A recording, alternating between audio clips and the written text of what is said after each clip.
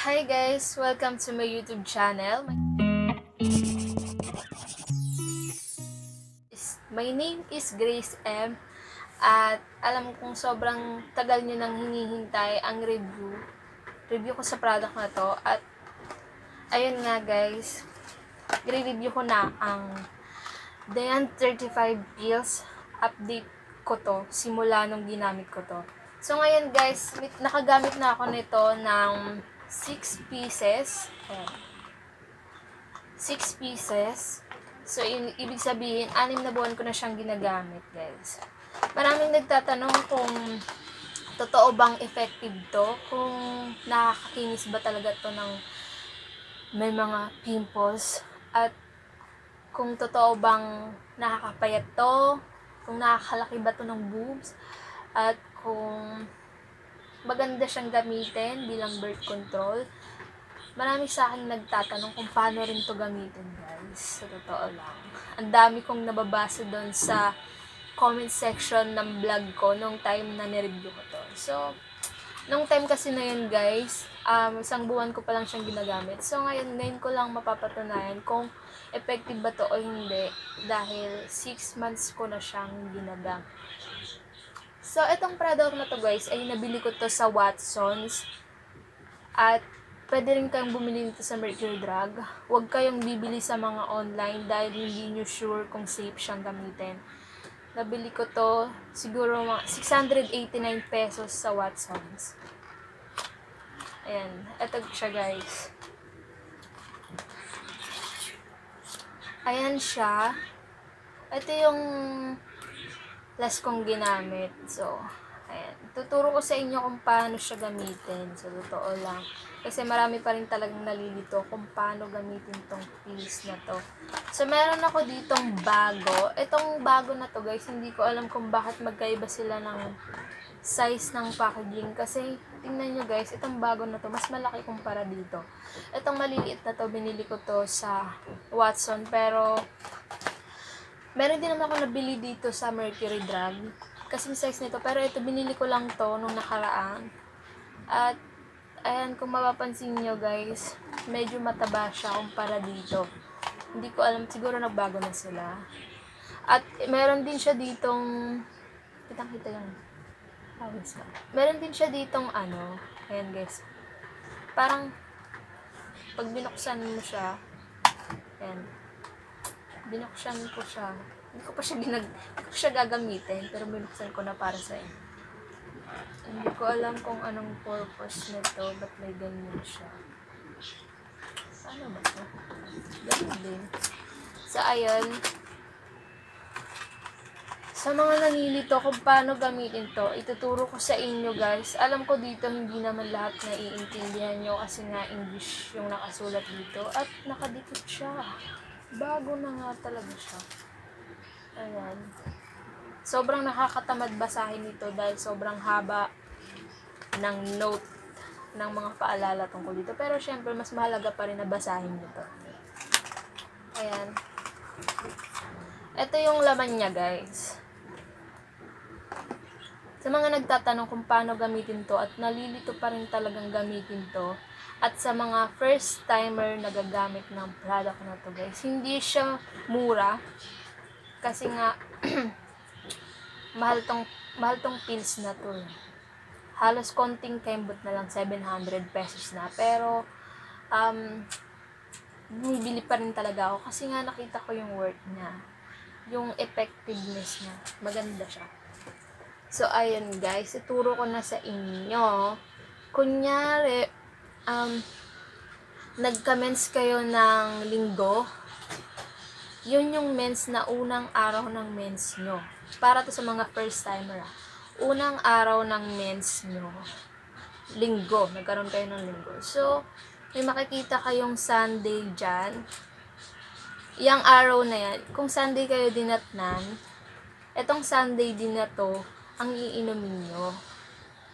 Mamili kayo kung anong oras nyo siyang iinumin. Pwede nyo siyang inumin sa gabi, pwede nyo rin siyang inumin sa tanghali o kahit anong oras. Basta kung anong oras mo siyang sinimulang inumin, kunyari ininom mo siya ng 12 ng tanghali, hanggang maubos tong pills na to, kailangan yung oras din na yun na 12 mo siya iniinom. Laging ganun lang yung oras. Okay? Laging isang oras lang, hindi pa iba-iba ng oras kasi yun talaga yung advisable para sa mga nagtitake ng pills na para hindi kayo mamasama.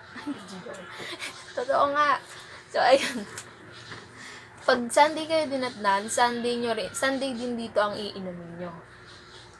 Tapos, kung sakaling kunyari dinatnan kayo ng Saturday, so ang iinumin nyo guys na Saturday, yung nandito guys, sa first araw na yan. Kung alin dyan sa mga araw na yan kayo dinatdan, dyan sa first araw na yan, ayan ang iinumin nyo. Okay? Huwag kayong iinom dito sa baba. Kasi itong sa baba na to, itong araw na to, ito yung araw na patapos na yung buwan. Kaya lagi kayong iinom dito sa magsisimula pa lang na araw. So, unang araw ng mens mo, iinom ka ng pills na to. Kung first timer ka. Pero, kung nakainom ka na nito, kunyari, pangalawang box mo na, bumili ka na ng bago dahil nga naubos mo na to, ang pills na to, ang hanggang 21 tablet lang to. So, ibig sabihin, hindi siya buong buwan na iinom ka nito. Meron kang 7 days free na hindi ka iinom nito. Ang ibig sabihin naman nun, kapag naubos mo na to lahat, etong 21 days na to, 21 pills na to, simula sa ika-22 days, naubos mo na, diba, yung 21. So, after ng 21, bumilang ka ng 7 araw. Yung 7 araw na yon, isang linggo yon. So, hindi ka iinom ng pills na yon, okay? Sa 7 araw na yon, hindi ka iinom ng pills. Dahil yung pills na yon, yung 7 araw na yon, doon ka mag-e-expect na magkakaroon ka na ng meds. Pero hindi lahat nagkakaroon ng meds. Tandaan nyo yan, hindi lahat. Minsan kasi, may mga taong hindi talaga nagkakaroon ng meds kapag nag-take nito. Pero, huwag kayong magpanik kasi normal yon sa mga side effects kapag umiinom ka talaga ng mga ganitong gamot. So, ayan, pag naubos mo na yan, hindi ka iinom ng pills sa loob ng 7 araw at doon mo asahan yung meds mo. Minsan, dinadatan ako ng meds ko. Minsan, kunyari, naubos ko na siya. Minsan, dinadatan ako ng meds ko. Kunyari, mga ika-4 na araw na. Sa 7 days, ika-4 na araw bago ako datnan. Pero yung meds na yun, guys, huwag kayong mag-expect na malakas kasi sobrang hina. Nagme-mens lang ako guys, 2 araw. Ang pinakamalakas ko nun, yung second day ko. Heavy flow na yun guys. Pero, ayun lang yung isang araw lang yun na pinakamalakas. Ang ikatlong araw nun guys, mahina na. Parang, light period. Pero kung pangalawang gamit mo na nito, kunyari, nasunod mo na yung sinabi ko na, nawala yung bangs ko. Kunyari, nasunod mo na yung sinabi ko na 7-day free pill. Kung hindi kayo nagkaroon sa loob ng 7 araw ng mens nyo, huwag kayong mag-alala. Basta ang gawin nyo, after ng 7 days, free pill nyo, sa ika-8 days guys, iinom kayo ng panibagong pills. Kahit na may mens pa kayo. Kunyari, dinatnan kayo kagaya ko ng sa ika-4 na araw. At syempre, matatapos yun. Yung mens mo, tapos na rin yung araw ng 7-day free pill mo. Pero, meron ka pang mens. Ang gagawin mo dun, uminom ka pa rin ng bagong pack sa ika-8 araw. Kahit meron ka pang mga spot. Basta, susundin mo yung ika-8 days na araw bagong pack nito, okay? Kaya sa mga nalilito, ayun lang yung nalilito sa mga first timer. At kasi nga yung iba 30 days may sila Pero ito talaga sa akin yung 21 tablet lang talaga yung gusto kong para may pahinga naman. Maganda kasi siya pag kahit pa paano kapag pahinga ka sa 7 araw na hindi kayo iinom. Pero ayun nga guys, gaya nga ng sabi ko, after ng 7 araw na yun, sa ika-8 araw, iinom ka na ulit ng bagong bili mong Dayan pills. Pero kung sakaling gusto mo nang magbago ng pills at hindi ka nakaramdam na pangit ang pakiramdam mo sa pills na ito, pwede ka namang magpalit. Pero, hindi porket ininom mo tong pills na to, uminom ka nito, unang araw ng inom mo, nahilo ka. Sobrang hilo ka, sobrang sakit ng ulo mo, at nasusuka ka sa mga unang araw na iniinom mo to, unang linggo na iniinom to, ganun yung nararamdaman mo. Huwag mo tong tigilang inumin. Advice ko lang sa'yo, ha? Huwag mo siyang tigilang inumin kahit ganun yung feelings mo sa pills na to, hanggat hindi siya nauubos. Kasi, pangit yung ititigil mo siya ng pabigla-bigla na hindi mo inuubos. Kailangan ubusin mo siya. So, pag naubos mo na siya, huwag ka nang uminom. Maghanap ka na lang ulit ng bagong pills na mahihiyang sa'yo. So, ayan nga guys, sasagutin ko na yung mga tanong niya. Simula nung ininom ko to guys, hindi na bumalik yung pimples ko. So, kung matatandaan nyo, sa mga unang vlogs ko, ayan yung mukha ko guys. Bago ko ininom to, sobrang dami talaga niyan. Sobrang nakakahiya na talaga niyan. Itong pag-inom nyo guys, lalo na kung marami kayong pimples, itong mga unang buwan nyo, mga pangalawang buwan nyo na paggamit ito, hindi nyo makikita ang yung effective nito. Effectiveness nito. Hindi nyo pa makikita yung effect niya kasi kailangan mong makarami muna. Hindi dyan. Sa 3 buwan guys na pag-take mo nito, makikita mo na yung pagkonti ng pimples mo, kagaya ko. So ngayon guys, dahil nga sinadya ko talagang hindi siya i-review, dinamihan ko muna guys para makita ko kung talagang effective siya. So, ayun, effective siya guys sa pimples. Nawala lahat ng pimples ko. Pero yung pimple mark ko, nandyan pa rin naman.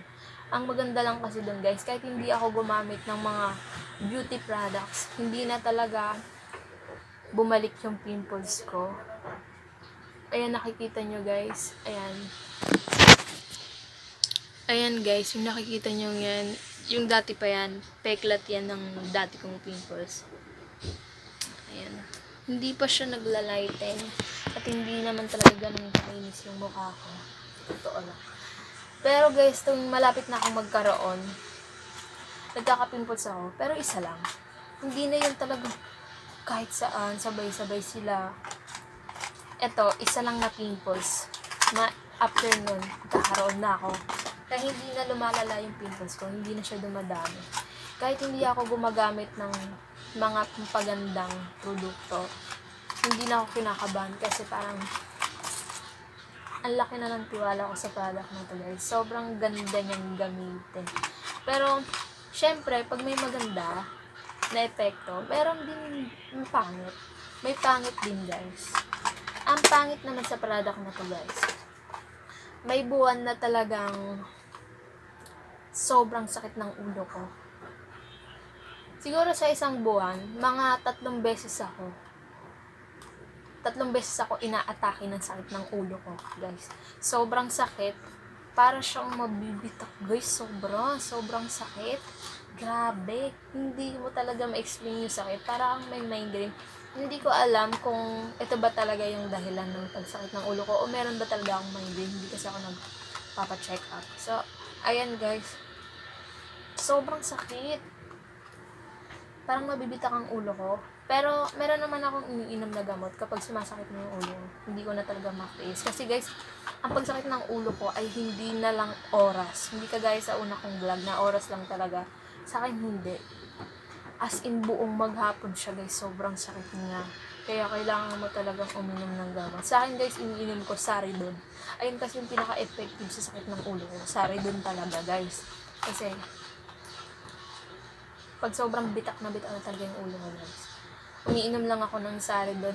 Maganda siya kasi nawawala yung sakit ng ulo ko. Pero pag nawala na yung epekto ng gamot na yun guys, parang bumabalik siya, kaya umiinom ulit ako. Hanggang sa tuluyan na siyang mawala. Hindi siya araw-araw.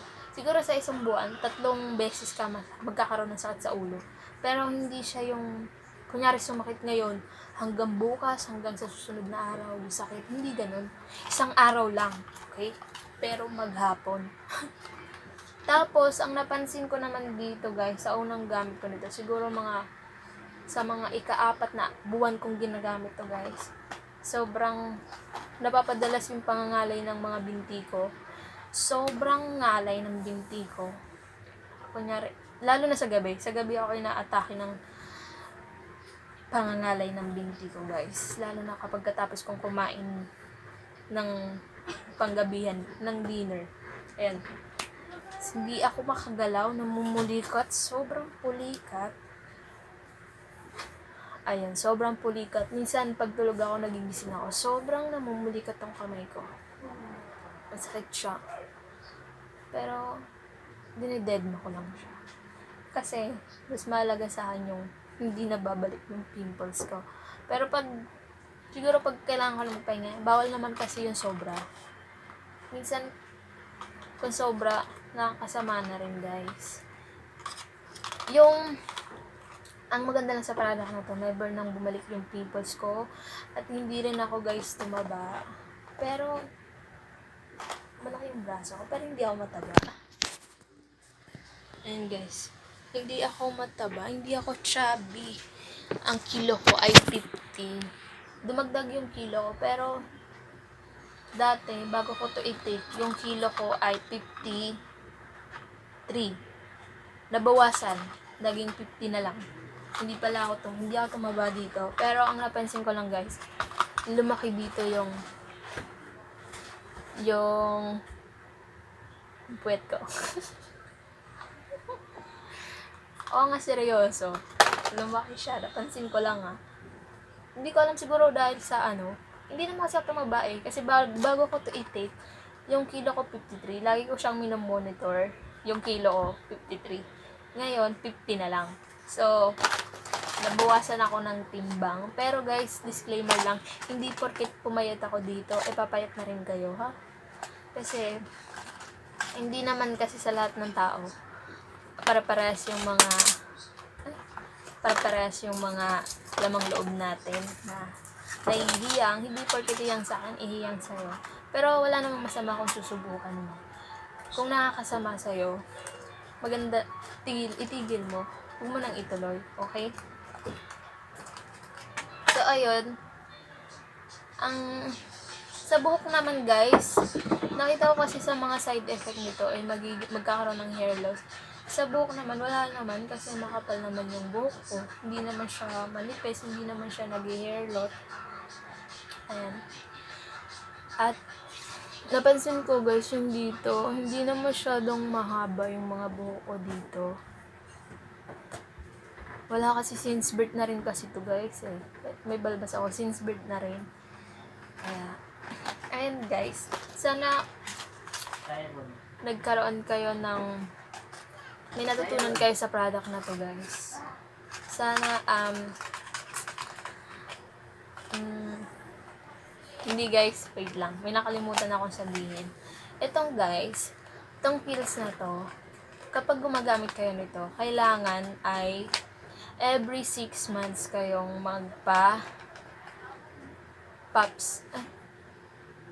pap smear. Oo, tama.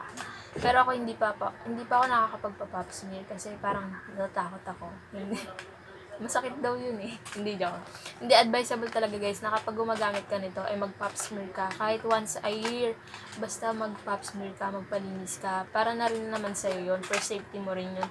Para malinis yung loob mo. Ayun.